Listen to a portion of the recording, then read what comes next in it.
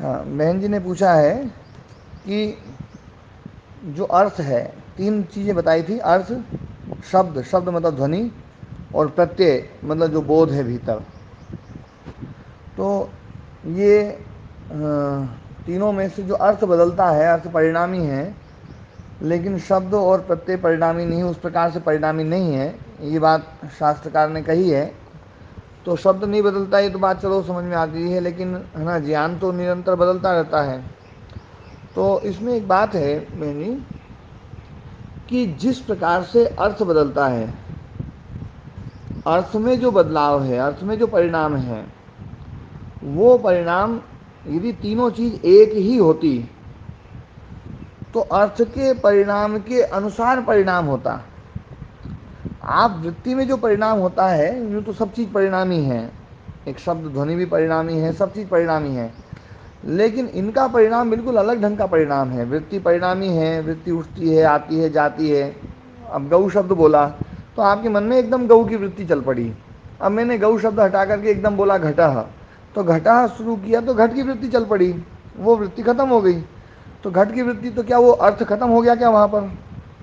अर्थ तो वो का वही है, अभी वैसा का वैसे ही है, लेकिन जो भीतर जो वृत्ति है वो तो है ना हट गई और दूसरी वृत्ति आ गई, दूसरी से तीसरी वृत्ति आ गई, तीसरी से।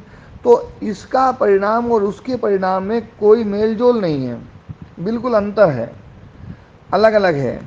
एक बात। दूसरी बात, जो यहाँ पर जिस चीज़ को लेकर के जो बात कही गई है उसको थोड़ा सा समझने का प्रयास करना। यहाँ पर जो कहा गया है, जैसे मैं गऊ शब्द बोलता हूँ, तो गऊ शब्द बोलते ही आपके भीतर एक ज्ञान हो रहा है। 5 साल पहले भी वो ऐसा कैसे ही ज्ञान था या नहीं था?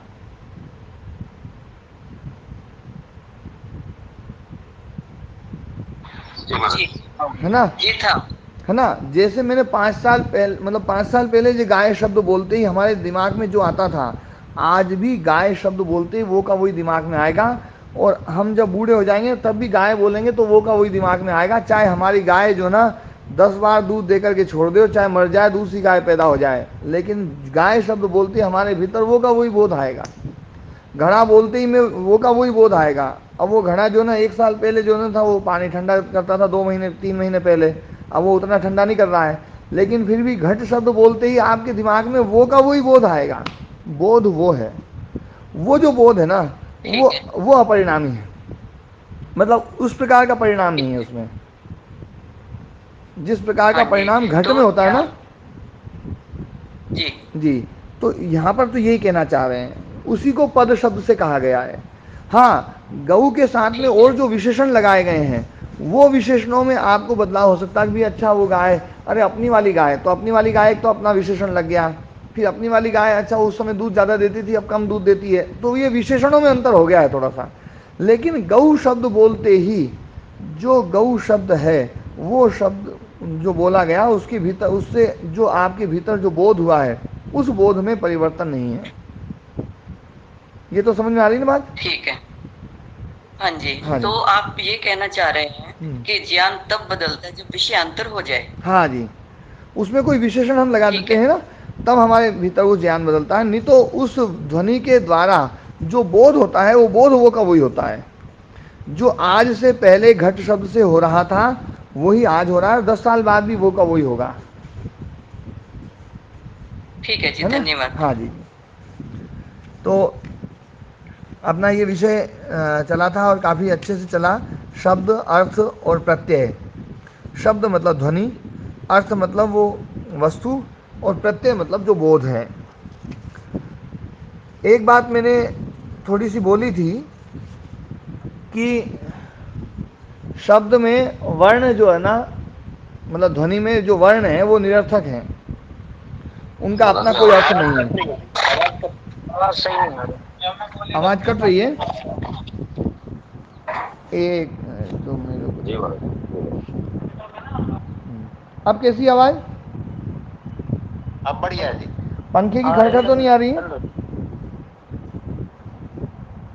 नहीं सही है स्वामी जी। नहीं महाराज स्पष्ट आ रही। हाँ जी। तो मैं ये कह रहा था कि शब्द में मतलब ध्वनि में जो वर्ण है वो वर्ण निरर्थक हैं। ये बात है ना जो है स्थापित की गई है और ये बहुत सारे लोगों के द्वारा बोली भी जाती है और इन्होंने इस बात को स्वीकार भी किया है कि वर्ण निरर्थक हैं, एक दूसरे के साथ में उनका संबंध भी नहीं है। सूत्र कौन सा है? हाँ, सूत्र अभी 17वां चल रहा था, 30 बात का ना। तो वर्ण जो है वो एक वर्ण है जब दूसरा नहीं है, दूसरा है तो पहला नहीं है, तीसरा नहीं है, तीसरा है तो तीसरा भी नहीं, दूसरा भी नहीं है, पहला भी नहीं है और चौथा भी नहीं है। तो इसका मतलब है कि एक समय में एक ही वर्ण रहता है और एक समय में एक वर्ण रहता है तो दूसरों के सामने उनका संबंध कैसे होगा। हाँ, बुद्धि में जब जाता है तो बुद्धि में उसका संस्कार रहता है तो संस्कार के कारण से एक दूसरे के साथ उसका संबंध बनता है। लेकिन ध्वनि में तो कोई संस्कार भी नहीं है, ध्वनि तो ध्वनि है, आशु विनाशी है, जल्दी ही है ना क्षण प्रध्वंस, एक क्षण में उसका प्रध्वंस होता है। तो इसलिए जो है वर्ण का आपस में कोई संबंध भी नहीं है और वर्ण निरर्थक है। सार्थक होते तो एक ही वर्ण अपना अर्थ देता, क्योंकि वो तो खत्म हो गया है। अब वो अर्थ कब देगा, दूसरा वर्ण आ गया है तो दूसरा वर्ण आ गया, तीसरा वर्ण आ गया, चौथा वर्ण आ गया है, तो जब अर्थ निकलता है तो अंतिम वर्ण के बाद निकलता है, तो क्या अंतिम वर्ण अर्थ दे रहा है। तो वो जो अर्थ निकलता है वो अर्थ तो बुद्धि में निकलता है, वर्ण में तो निकलता ही नहीं है। तो ये वर्ण जो ना, इस वर्ण को निरर्थक मानते हैं, लेकिन निरर्थक मानते हुए भी ये जरूर मानते हैं कि ये इस वर्ण में असंख्य अर्थों को द्योतित करने का सामर्थ्य है, क्योंकि द्योतित जो कर रहे हैं ये वर्ण ही कर रहे हैं। आपकी बुद्धि में जो अर्थ द्योतित हो रहा है वो अर्थ द्योतित होता है इन वर्णों के कारण से होता है। तो वर्ण में अर्थों को द्योतित करने का सामर्थ्य है, लेकिन स्वयं निरर्थक है। अब बात आती है कि वाक्य में पदों का क्या है, क्या पद अर्थ देते हैं कि देते हैं। तो मीमांसक ये मानते हैं कि वाक्य ही अर्थ को देता है, पद अर्थ को नहीं देते हैं। लेकिन वैयाकरण ऐसा नहीं मानते हैं। वैयाकरण ये मानते हैं कि भैया हमें तो पद बनाना है, पद यदि हमने नहीं बनाया तो पद को हमने सार्थक नहीं बनाया तो पूरा पद शास्त्र जो व्याकरण शास्त्र है, जो शब्द शास्त्र है, जो एक एक शब्द को निष्पन्न करता है, वो निष्पन्न करता है तो है ना जो है वो निरर्थक हो जाएगा। तो फिर तो सारा शब्द शास्त्र बेकार हो गया। हम शब्द की व्याख्या, शब्द की उत्पत्ति या शब्द को लेकर के प्रत्यय जो विभाग करते हैं, प्रकृति प्रत्यय का विभाग करते हैं, वो सारा निरर्थक हो जाएगा। हम तो शब्द की रचना करते हैं। भवती कैसे बना, बोले भू धातु लेकर के आए, उसमें तिप लट प्रत्यय लाए, लट से है ना लट के स्थान पर तिप प्रत्यय लेकर के आए, फिर शब प्रत्यय किया और फिर उस भू को गुण करके और भो को ओ को अव आदेश करके और भवती बनाया। तो ये जो ना प्रकृति प्रत्यय का विभाग वो तो शब्द में है और शब्द को निरर्थक बता दिया तो गड़बड़ हो जाएगा। तो बोले शब्द एक शब्द अपने आप में अर्थ क्या देगा। तो वैयाकरण और मीमांसकों का इस विषय में बड़े शास्त्रार्थ होते हैं और उन शास्त्रार्थों में एक बात है, वैयाकरणों से शास्त्रार्थ में कोई मतलब जो ना जीत नहीं सकता है। ये एक है ना प्राचीन काल से एक सिद्धांत है। वैयाकरण जो है उसके जो तर्क हैं वो अकाट्य होते हैं, इसलिए व्याकरण का अपना जो दर्शन रहा उस दर्शन का किसी ने विरोध नहीं किया, किसी ने विरोध नहीं किया, लेकिन वो उस दर्शन का प्रचार नहीं किया, बस इतनी बात है। वो वैयाकरणों का काम था। लेकिन वैयाकरण लोगों ने जो है व्याकरण बस पढ़ लिया और पढ़ने के बाद में उन्होंने सोचा कि व्याकरण पूरा हो गया, व्याकरण का जो दर्शन है उस दर्शन को पढ़ना बंद कर दिया काफ़ी समय से पहले से ही। इसलिए व्याकरण के दर्शन का प्रचार प्रसार नहीं हो पाया।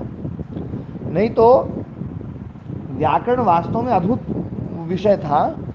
अब मैं जो है ना इसमें वो जो इनका जो तर्क है कि शब्द सार्थक कैसे है। आप एक बात सोचिए, हम जैसे ही गहू शब्द बोलते हैं तो एक सामान्य सा अर्थ हमारे दिमाग में निकलता है। सामान्य सा अर्थ निकलने के साथ में एक वाक्य रचना भी निकलती है, पर बिना वाक्य रचना के भी गहू शब्द अपने आप में एक अर्थ देता है। ये वैयाकरण लोग मानते हैं। आवाज नहीं आ रही, आवाज नहीं आ रही है? आवाज सही नहीं आ रही। है ना दयाराम जी, आवाज आ रही है? मराठी करते आप तो ठीक आ रही है, बीच बीच में जो कट गई थी। अच्छा, बीच बीच में कौन कट स्वामी जी, ऐसा तो नेटवर्क के कारण थोड़ा थोड़ा कटता है। गई। 1 मिनट रुको तो। थोड़ा थोड़ा कटता, कोई बात नहीं स्वामी जी, रिकॉर्डिंग तो आ जाती है ना साफ, रिकॉर्डिंग सुन लिया करेंगे। अभी बोलिए, अभी आवाज अच्छी।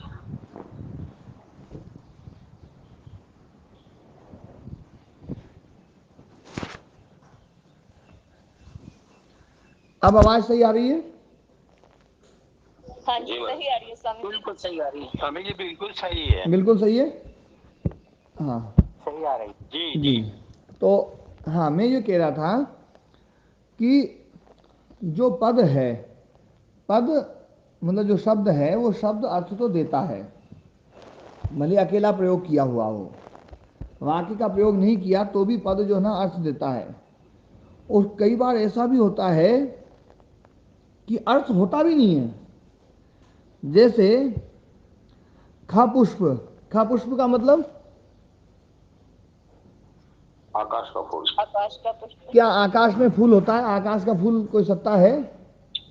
नहीं होता। नहीं है। लेकिन फिर भी मैंने जब खा पुष्प कहा तो आपके दिमाग में कोई ना कोई तो अर्थ आया कि नहीं आया? हाँ जी, आया जी। मैंने पूछा खा पुष्प तो आप लोगों ने फट बता दिया आकाश का फूल।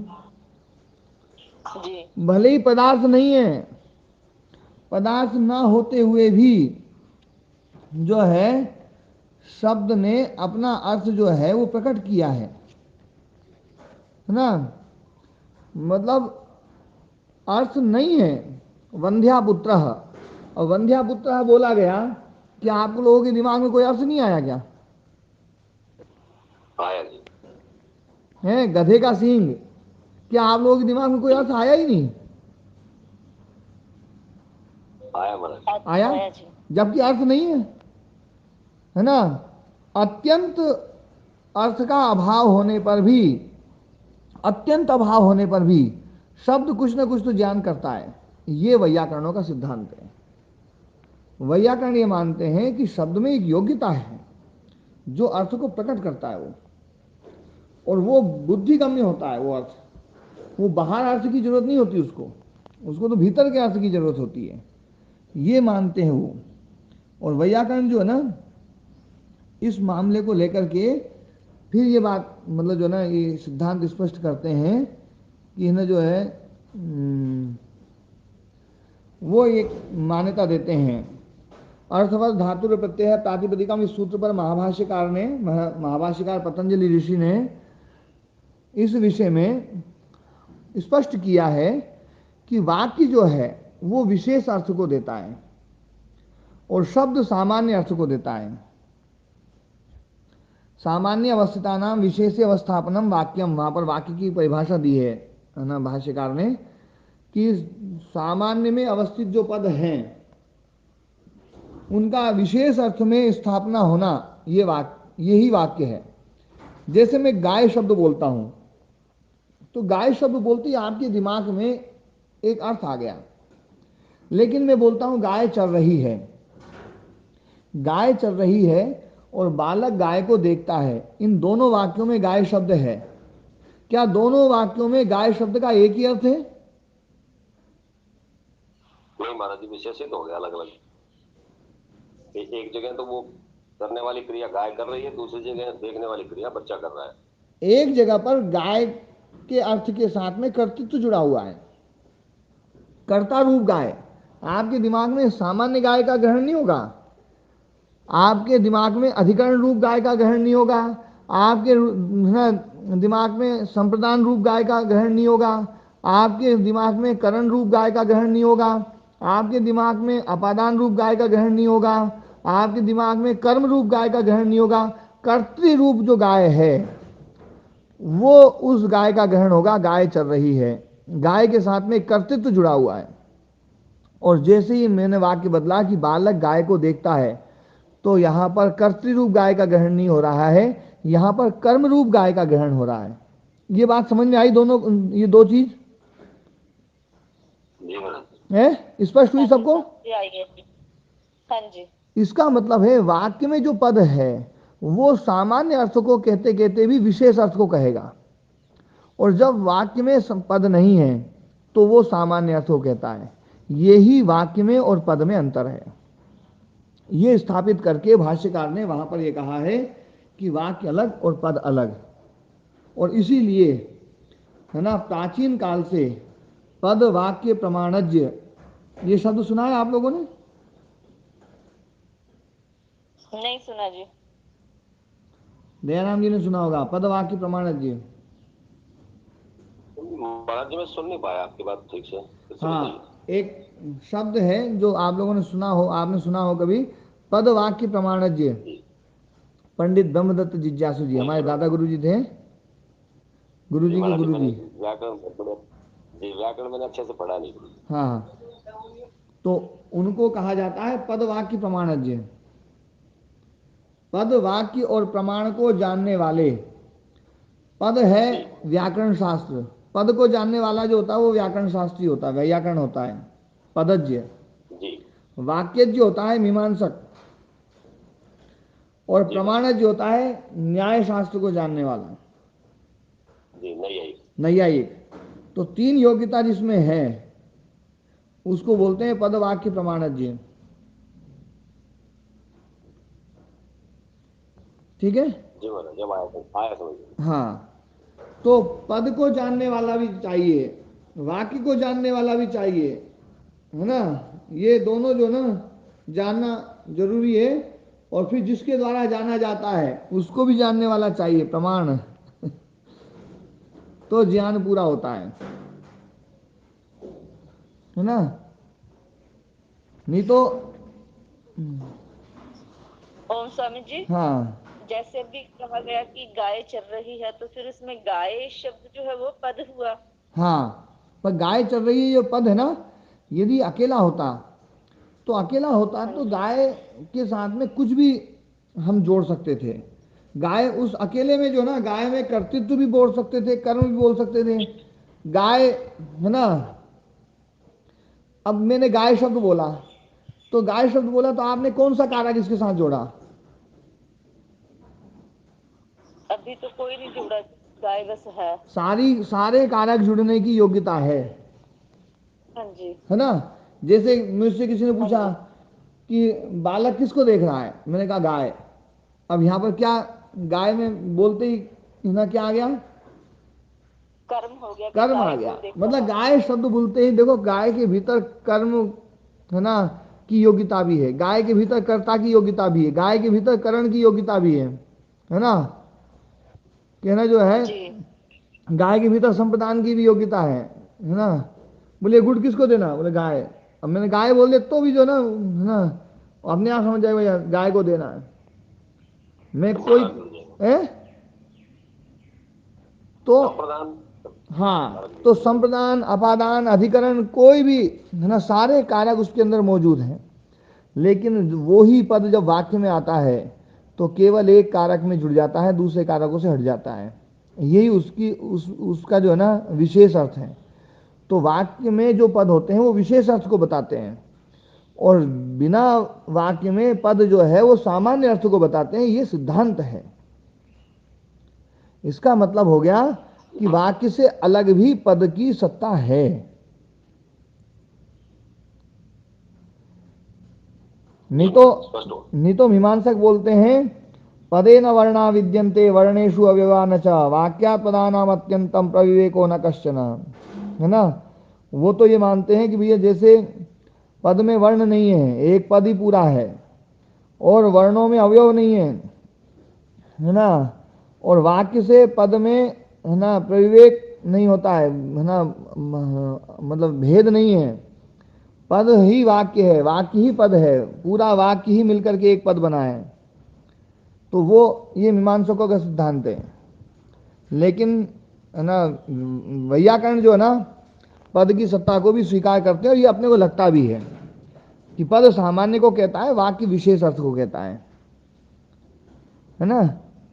और सामान्य जो पद जो है, सामान्य अर्थ को कहने वाले पदों को जब विशेष अर्थ में स्थापित कर देते हैं वही वाक्य बन जाता है। ये वैयाकरणों का सिद्धांत है।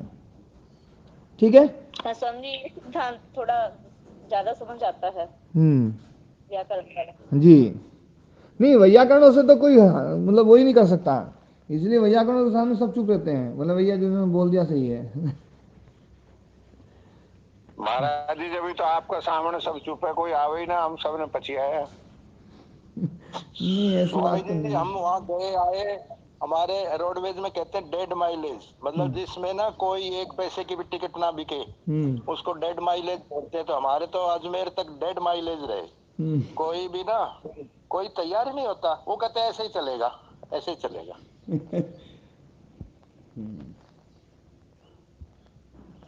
सत्य के सबको ग्रहण अपनी करने अपनी और सत्ता असत्य के छोड़ने में सर्वदा उद्यत रहना चाहिए, ये जी है ना पुस्तकों में रह गया अब।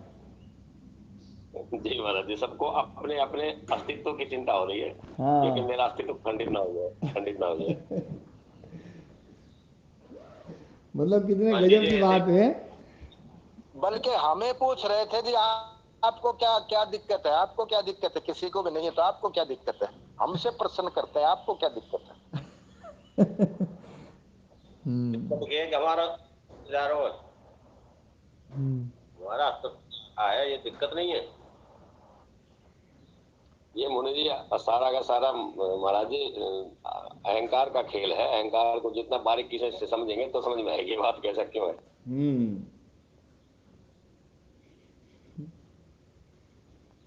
अहंकार बड़ा खतरनाक है। स्वामी जी कोई और तरीका बताओ, कोई सामने तो आएगा नहीं। आज मुनि जी कह रहे हैं गुरुकुलों में चलो, तो पता नहीं ये ठीक है क्या। है ना? कौन से मुनि जी? संतोष मुनि जी? हाँ जी। हाँ, तो गुरुकुलों में भी चले तो जाओ, पर वो क्या है। में जाकर के ओम स्वामी जी, हाँ जी। मेरा ये मानना है कि गुरुकुलों में जाकर के चूंकि ज्ञान का प्रसारण गुरुकुलों से ही होता है। हाँ। अच्छा, उनका स्थान है, वो हमारी बात सुनेंगे तो शायद कुछ परिवर्तन हो सकता है। मैं इस वजह से कह रहा था। देखो आप ये भी तो गुरुकुल में ही गए थे, कहाँ ये बाहर थोड़ी गए थे। ये गुरुकुल में कहा गया तो मंचों पर गए थे। ना ना, वो भी गुरुकुल ही ना था। जी गुरुकुल ही है, वो जहाँ भी गए वहाँ सब गुरुकुल ही है, सब गुरुकुलों के संचालकों से ही मिले हैं। है ना? ये तो जैसे वहाँ गए थे, है ना, जो है मलारना आचार्य। चोट। हाँ, तो वो भी गुरुकुल था। और वहाँ पर भी ये जब गए थे उस समय तो कायका में भी नहीं गए थे। ये तो जो है ना। सब जगह गए थे, सब जगह पूछा हमने। मलारना चोट पूछ लिया, विष्णुमित्र जी से पूछ लिया, योगेश भारद्वाज जी कहते हैं मैं तो बैठ जाऊंगा। और जिन जिन से भी मिले हैं सबसे पूछ लिया, कोई भी तैयार ही नहीं होता। और अब की बार तो ऐसा भी हमको सुनने को मिला कि आप दोनों को ही लग रही है और किसी को नहीं लग रही, क्यों दिक्कत उठा रहे हो आप, ऐसा कुछ नहीं होता। ओम स्वामी जी, इसका क्या प्रोसेस है आप ही बताइए। इसकी प्रोसेस मैंने बताई थी आप लोगों को, पहले बताई थी, बार बार फिर बता रहा हूँ। आप लोग है ना, जो है ना, प्रेम से जो है ना, सबको अपना मानते हुए, और अपनी चीज़ थोपने की जरूरत नहीं, जितना आप प्रेम से है ना अपना मानते हुए जब वो करोगे ना, तो धीरे धीरे आपकी है ना चीज़ को लोग सुनना शुरू कर देंगे। लेकिन हमारी इतनी आवाज बुलंद कहाँ है कि सब लोगों तक हमारी आवाज पहुंच जाए। तो वहां तक पहुंचाओ क्यों, जहां तक पहुंच रही वहीं पहुंचाओ ना बस। ओ महाराज जी। तो बहुत देर हो जाएगी। ओ महाराज जी। हाँ जी। हम आचार्य कर्मवीर जी हैं जो आजकल ऋषि उद्यान को देख रहे हैं, प्रधान जी के अब्सेंस में वो प्रधान की पोस्ट पे होंगे, उन्होंने आधी बात स्वीकार की है।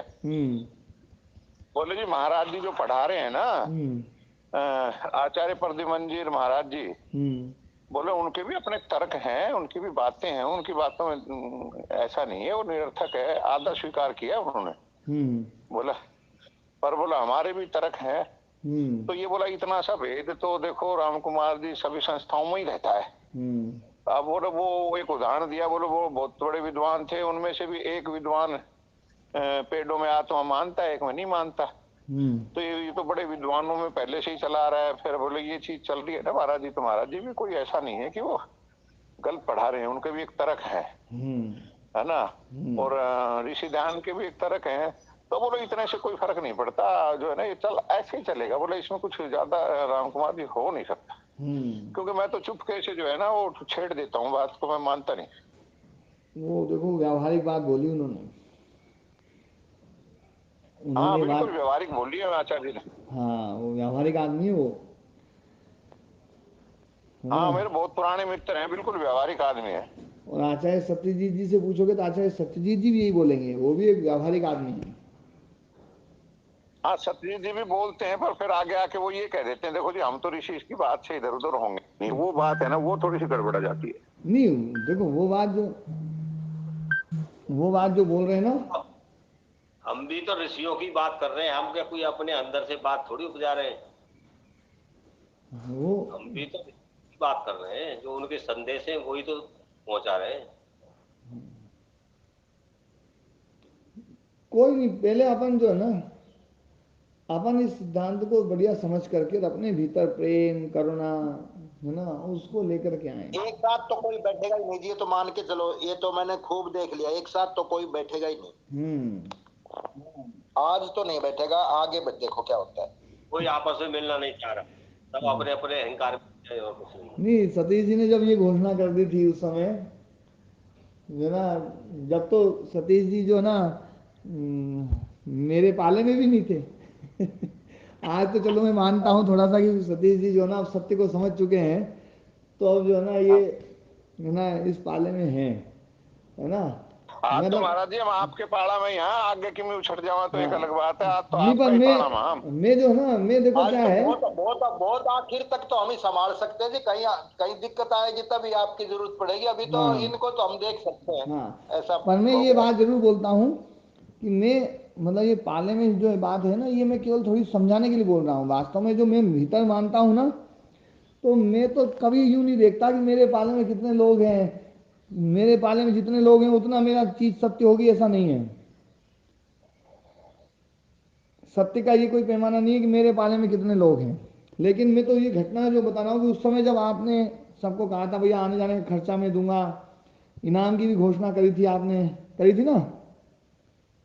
जी करी थी जी। हाँ, और तब भी कोई नहीं आए थे। ये तो स्वामी जी अज्ञानता के कारण थे, जानते नहीं थे,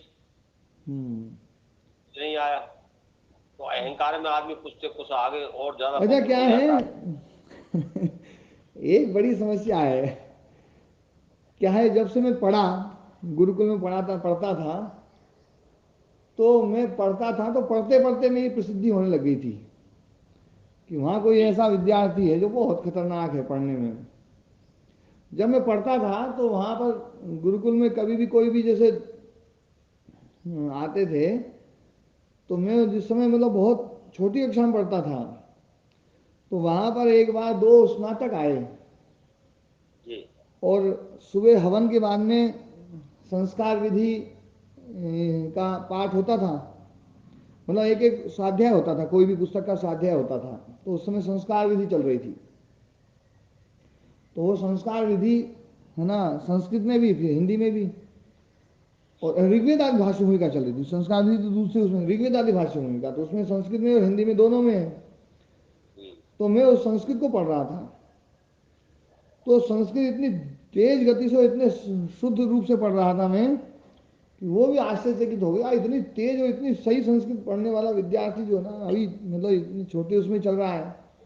तो वो लोग आज मतलब जा कर बात करते थे वहाँ, बहुत मतलब एक विद्यार्थी जो है ना, और उसको आचार्य जी अपने पास रखते हैं, आचार्य जी के कमरे में रहता है वो। आचार्य जी ने पढ़ाना बंद कर दिया था, गुरु जी ने जो है ना छोटी कक्षाओं को पढ़ाना बंद कर दिया था, लेकिन मेरे को शुरू से पढ़ाया उन्होंने प्रथमावृत्ति से।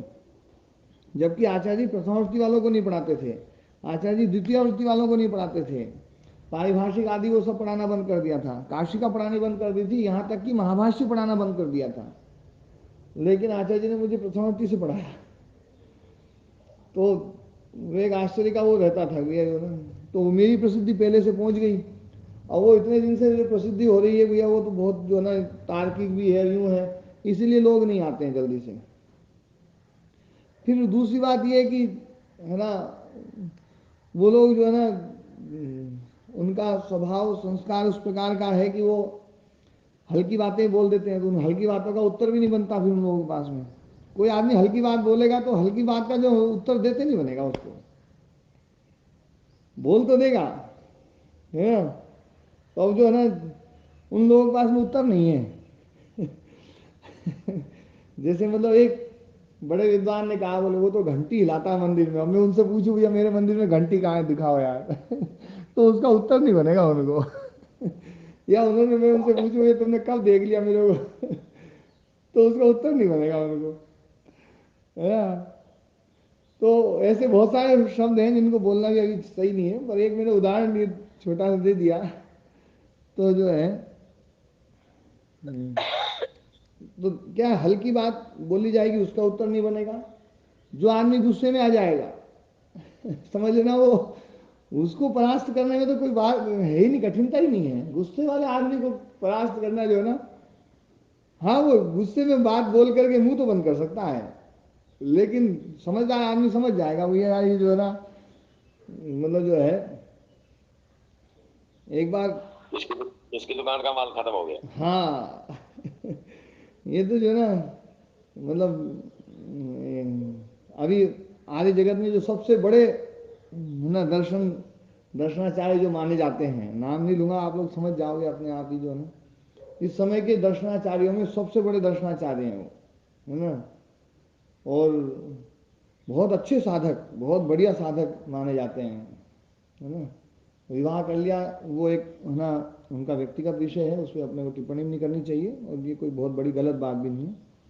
लेकिन जो है ना, तो उन्होंने एक बार मतलब पतंजलि में वो आए थे, तो ये मोक्ष विषय को लेकर के भी, मोक्ष जो है ना, मोक्ष में वापस आते हैं, है ना। तो मैं तो चुप बैठा था, और वो गुरुजी मुझे बार बार बोले आप कुछ पूछो ना। गुरुजी मेरे क्या पूछना, मेरे को सब चीज़ पता ही है, जो मेरे को पता हो जो है ना वो ये बताएंगे। नहीं बोल, नहीं ये बात इसका कुछ तो करो। गुरुजी बार बार बोले, तो फिर मैंने मन की जी मोक्ष मिलता कैसे है, तो विवेक ख्याति से, है ना। तो मन की वो विवेक ख्याति से मोक्ष मिलता है, तो विवेक ख्याति चली कहाँ जाती है कि आदमी को मोक्ष से वापस आना पड़ता है। तो वो उसका उत्तर नहीं बना, तो फिर वो गुस्से में हो गए, है ना। तो गुस्सा आ गया, तो है ना जो है, अब वो गुस्से में तो जो है ना आदमी अनियंत्रित हो ही जाएगा।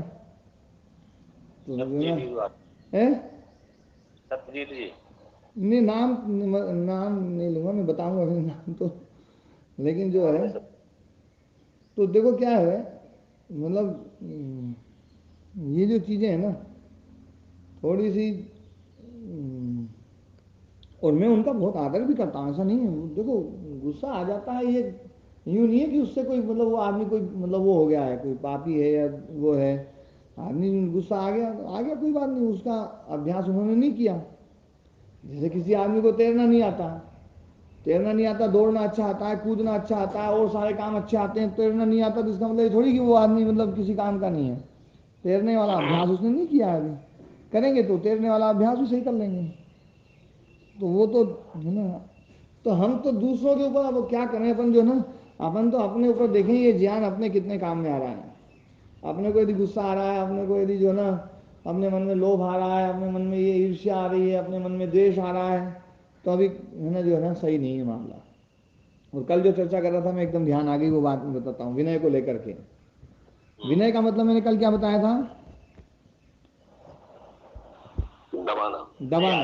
दबाना, झुकाना, झुकना, है ना। विनीत होना, विनीत मतलब झुक गया वो, है ना। तो है ना, विनयती उनको झुकाता है, दबाता है ना। तो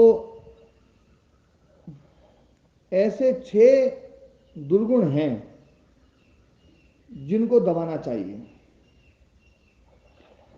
हम कई बार ये मानते हैं कि अहंकार को दबाना ही विनय है, लेकिन अहंकार को दबाना मात्र विनय नहीं है। ये इसका जो है ना मतलब षष्ठांश है, तो 6वां हिस्सा है ना, जो है 6 दुर्गुण है जिनको दबाने की बात कही जाती है शास्त्रों में। शास्त्र में विनय को लेकर के जो बात कही गई है, तो उसमें कहा गया है काम, क्रोध, लोभ, मोह, है ना, मोह, मान, मद और हर्ष। काम, क्रोध, लोभ, मोह तो जो लोभ का ही रूप हो गया है, मान, मद और हर्ष, ये 6 चीजें। काम आप समझते ही हैं, अनावश्यक कामना, केवल एक इंद्रिय से जुड़ी हुई नहीं, हर इंद्रियों से जुड़ी हुई, है ना। सुख के प्रति जो आसक्ति है, भयंकर आसक्ति, वो ही काम है। क्रोध, है ना, हमारा अनियंत्रित हो जाना।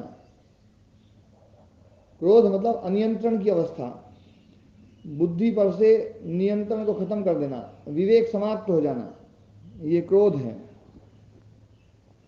लोभ, जो वस्तु आपकी नहीं है या जो आपके अधिकार क्षेत्र की नहीं है या जो आपके परिश्रम से बाहर की चीज है, उन चीजों की काम मतलब ना आसक्ति करके और उसको प्राप्त करने का विशेष भाव जो है ना, ये है लोभ।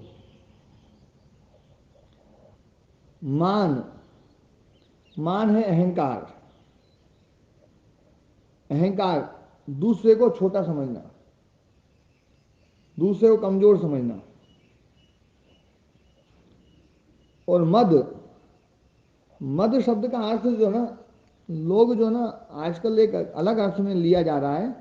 पहले मद का अर्थ जो था ना, वो था नशा, नशीली पदार्थों का सेवन करना, ये है मद। मतलब जो मदकारी जो ना, इसलिए मद्य बोलते ना, मद्यपान। तो मद का जो भाव है वो वही मद्य है। मद जिसमें ज्यादा, मद को जो पैदा करे, मद को प्रकट करने वाली मद। जी शायद मदिरा शब्द भी इसी से बना। हाँ, तो जो नशीली चीजें हैं उनका सेवन करना, ये है मद। पर आजकल जो मद शब्द का प्रयोग किया जा रहा है उसको भी मैं समझा देता हूं। मद का मतलब है अपने आप को ऊंचा मानना, कोई भी ताकत आ जाए तो उसका दुरुपयोग करना, मद। अपने आप को सर्वश्रेष्ठ मानना। धन का मद हो, अपने पास में धन है तो अपने आप को सर्वश्रेष्ठ मानना। विद्या का मद, है ना, तो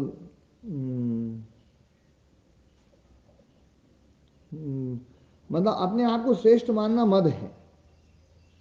और दूसरों को छोटा मानना, ये मान है।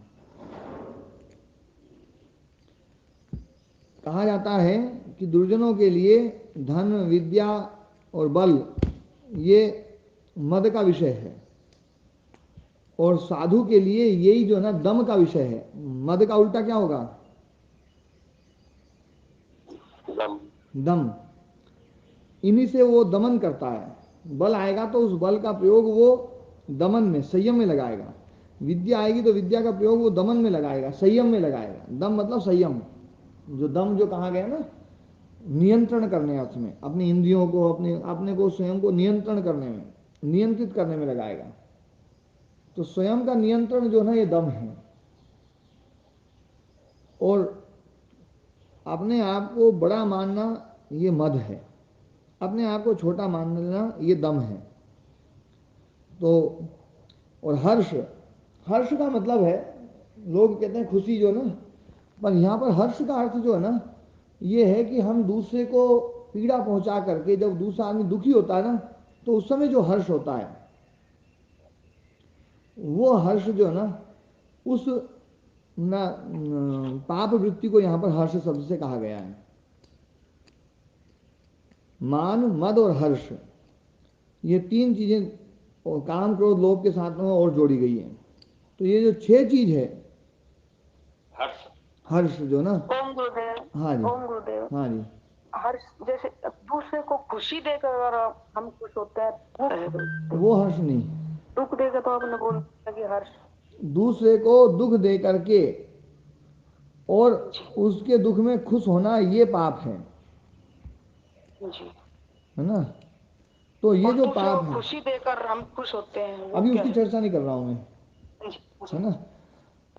तो काम, क्रोध, लोभ, मोह, मद, मान, मद और हर्ष, ये जो 6 दुर्गुण हैं, इन 6 दुर्गुणों को है ना किस प्रकार से है ना काबू में किया जाए, किस प्रकार से इनको नियंत्रित किया जाए, ये है विनय विद्या। और ये जिसमें आती है वही विनय कहलाता है। और यही बात कही जाती है विद्या ददाति विनयम। जो विद्या ददाति विनयम जो कहा जाता ना कि विद्या विनय को देती है, तो विनय को देती है विद्या। यदि ये 6 चीजों को नियंत्रित नहीं कर रही है तो आपकी विद्या किसी काम की नहीं है। विद्या के कारण से आपके भीतर काम, क्रोध, लोभ, मान, मद और हर्ष ये छूटना चाहिए। यदि ये नहीं छूट रहा है तो इसका मतलब है आपकी विद्या जो है ना अभी विद्या नहीं है। और पहले जो है ना, एक बात ध्यान से समझ लेना, पहले राजपुत्रों को विशेष रूप से विनय का पाठ पढ़ाया जाता था कि काम को कैसे जीतना है, क्रोध को कैसे जीतना है, लोभ को कैसे जीतना है, मान, मद और हर्ष को। आप उदाहरण ना जो ना वो देखो कि किस प्रकार के कैसे कैसे राजपुरुष थे जो कैसे कैसे जो ना कितने भयंकर काम, क्रोध, लोभ, मान, मद और हर्ष को जीतते थे, है ना। जो है वो शुरू से उनको शिक्षा दी जाती थी, बचपन से, है ना। इसलिए कहा जाता है विनय है राजपुत्रेभ्यः। विनय जो ना राजपुत्रों से सीखनी चाहिए। विनय जो है ना राजपुत्रों से सीखो, कैसे विनम्र होते हैं। आजकल के तो नहीं होते हैं, पर पहले जो है ना राजपुत्र बड़े विनम्र होते थे, बहुत विनम्र। उनको बताया जाता था कि तुम राजा तभी बन सकते हो जब विनयी होगे, है ना। तो इसलिए जो है विनय के कारण से पात्रता आती है। आजकल तो महाराज जी वोटा से बने हैं। हाँ, वो अलग बात है। तो विनय के कारण से ही पात्रता आएगी। और ओम स्वामी जी, विनय और विनम्र एक ही बात है? हाँ, विनम्रता जो है ना वो विनय का एक रूप है ना। वहां पर विनय में जो है ना नी धातु है। नी धातु जो है ना वी पूर्वक नी धातु का अर्थ होता है विनयति। विनयति मतलब उसको खींचता है, उसको ना नीचे करता है ना। तो एक ही बात ही विनय और विनम्रता। हाँ, पर विनम्रता का मतलब है केवल झुकना, विशेष रूप से झुकना, है ना। हाँ, पर विनय का अर्थ है इन 6 चीजों को विशेष रूप से झुकाना, इनको दबाना, यह है विनय। और इसी काम के लिए विद्या है। यदि विनय नहीं आई तो विद्या व्यर्थ है। विनय नहीं आई तो विद्या व्यर्थ है। इसलिए प्राचीन काल में विनय के ऊपर बहुत ज्यादा जोर दिया जाता था, बचपन से जोर दिया जाता था कि तुम इनको जीतना है, तुम्हें, ये तुम्हारे शत्रु हैं, इनको जीतो, इनको हराना है। और कैसे हराया जाए, कैसे इनको पटका जाए, इसके लिए उनको प्रशिक्षण दिया जाता था। तो ये प्रशिक्षण उनको दिया जाता था, इसलिए वो विनम्र रहते थे। आप महाभारत के प्रसंग में देख लो, ऐसे कितने राजा थे, कितने विनम्र, है ना। अर्जुन कितना विनम्र, काम को उसने जीत रखा था, है ना, क्रोध को जीत रखा था, लोभ को जीत रखा था। युधिष्ठिर तो है ना इसका मतलब महा उदाहरण है। भगवान कृष्ण इसके उदाहरण है, भगवान राम इसके उदाहरण है ना, भरत जी इसके उदाहरण है। आप देखो सही, मतलब राजपुत्रों को देखो, ये राजपुत्र हैं, बड़े बड़े राजाओं के पुत्र हैं। राजा दिलीप के बारे में आता है कि राजा दिलीप जो है, गुरु जी, तो बहुत दिनों की बात है कि बहुत पुराने लोग हैं। जो आज के उदाहरण बताओ आजकल का। आजकल के उदाहरण तो माता जी अपने को ही बनना पड़ेगा, स्वयं को ही। आपको तो बने ना बने, लेकिन कोई उदाहरण तो महाराज जी हमारे व्याकरण वगैरह ये नहीं आवे ना। तो कोई बात नहीं, काम, क्रोध, लोभ को जीतने में व्याकरण की कोई जरूरत थोड़ी है। वो ज्ञान बता रहे हो आप, ज्ञान से बिना वो ज्ञान बाहर का आ ही ना सके। वो तो हिंदी में भी सीख सकते हैं आप, ऐसे थोड़ी कोई नहीं। कहना ही है कोई। महाराज जी हिंदी में तो सीख ही रहे हैं, देखो कहीं पार पड़ जाए तो। राजा दिलीप के बारे में आता था कि राजा दिलीप ने काम, क्रोध, लोभ, मान, मद और हर्ष को, है ना, हटाने के लिए विशेष रूप से प्रजा में जो ना एक बहुत बड़ा अभियान चलाया हुआ था। तो वास्तव में वही पिता था, है ना, मतलब विनय, है ना, हाँ, रक्षण और भरण, है ना, विनय, है ना, रक्षण और भरण, ये 3 काम होते हैं पिता के। विनय सिखाना, रक्षा करना और भरण करना, पालन करना। तो ये जो ना 3 काम थे, तो ये 3 काम राजा किया करता था, इसलिए राजा को सबका पिता कहा गया था। उस समय राजा दिलीप बोले ये वास्तव में ये पिता हैं, दूसरे तो केवल जन्म के हेतु मात्र हैं, केवल जन्म दे दिया इसलिए पिता हैं, बस जन्म हेतु के कारण से पिता बन गए हैं। असली पिता तो बोले वो है जिसने 3 चीजें करी है, जो विनय दे रहा है, जो रक्षा कर रहा है और जो भरण पोषण कर रहा है। कितनी बड़ी बात बोलती देखो। तो ये जो है ना, गुरुओं का काम जो था ना, पहले गुरु को पिता के तुल्य ना, कि गुरु पिता से समान है, तो पिता समान है और पिता से ही बढ़कर के बताया गया। तो पिता से बढ़कर के केवल इसलिए था क्योंकि गुरु जो है ना विनय का पाठ पढ़ाता था। विनय का पाठ पढ़ाने वाला सबसे बड़ा पिता होता है। तो ये बात जो है ना विनय को लेकर के थोड़ी चर्चा। समय भी हो गया 7 बजे आज तो। ये तो आप पढ़ा ही रहे हो गुरुदेव, आप तो बहुत पिताई हुए हैं हमारे। स्वामी जी हम वहाँ गए ना अजमेर, तो अगर राम कुमार जी साथ नहीं होते तो सारी यात्रा गड़बड़ रहती। लेकिन राम कुमार जी जब भी कोई बात करते हैं तो वो कहते हैं स्वामी जी वाला फार्मूला लगाता हूँ, मतलब आप जैसे पढ़ाते हो ना उसको वो प्रयोग करते हैं।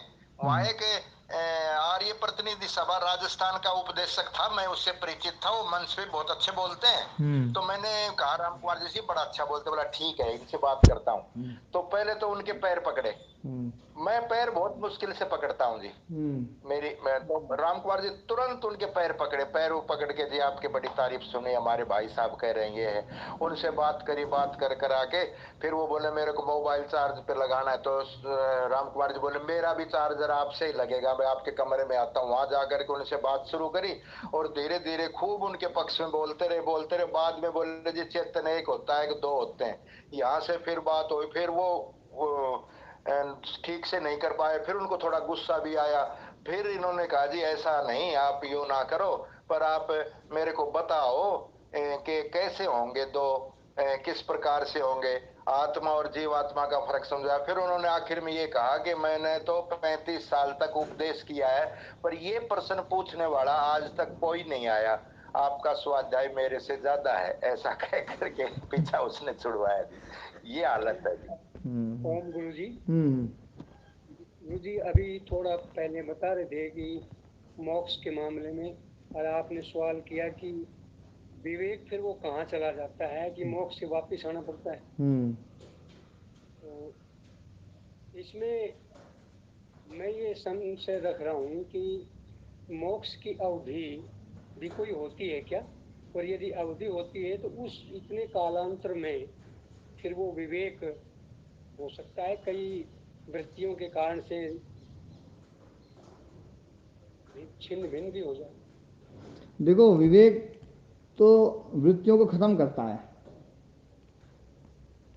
वृत्ति निरोध का फार्मूला है विवेक, और विवेक से जो है ना असंप्रज्ञात समाधि आती है, वृत्ति निरोध अवस्था आती है। तो वृत्ति विवेक को खत्म नहीं कर सकती है, विवेक वृत्ति को खत्म करता है।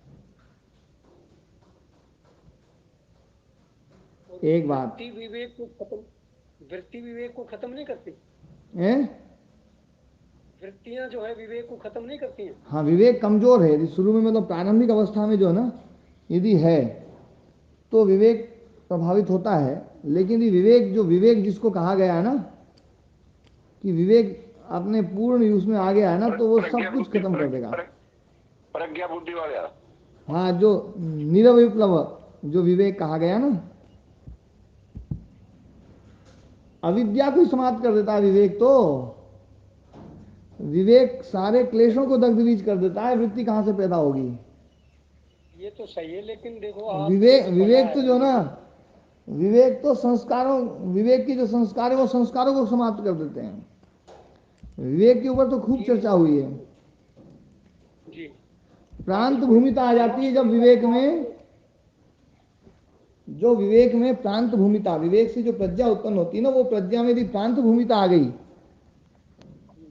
तो इसका मतलब है कि वो प्रांत भूमिता का मतलब है कि उसने जिसको खत्म कर दिया ना, उसको दोबारा खत्म नहीं करना पड़ेगा। ये पढ़ा था अपन ने, पढ़ा था, खूब अच्छे से समझाया है ना? हाँ, तो जो दोबारा खत्म करना पड़ जाए तो फिर उसकी प्रांत भूमिता ही नहीं रहेगी। विवेक तो एक ऐसी चीज है, उसने जिसको मार दिया ना, विवेक के द्वारा मारा हुआ, तो दोबारा पैदा ही नहीं हो सकता। नहीं, जैसे शास्त्रों में आपने भी पढ़ा होगा ये तो, कि इस मोक्ष की एक अवधि होती है, चाहे 36,000 चतुर्युगी हो, कुछ भी हो, तो वो लिखते हैं तो वो किसी आधार पर लिखते होंगे, तो क्या वो गलत है? वो मोक्ष की अवधि नहीं है वो। ओम स्वामी जी। हाँ ओम जी। महाराज जी, वो किसकी अवधि है जी? अगर वो मोक्ष की अवधि नहीं है तो किसकी अवधि है? अभी थोड़े दिन में आ जाएगा।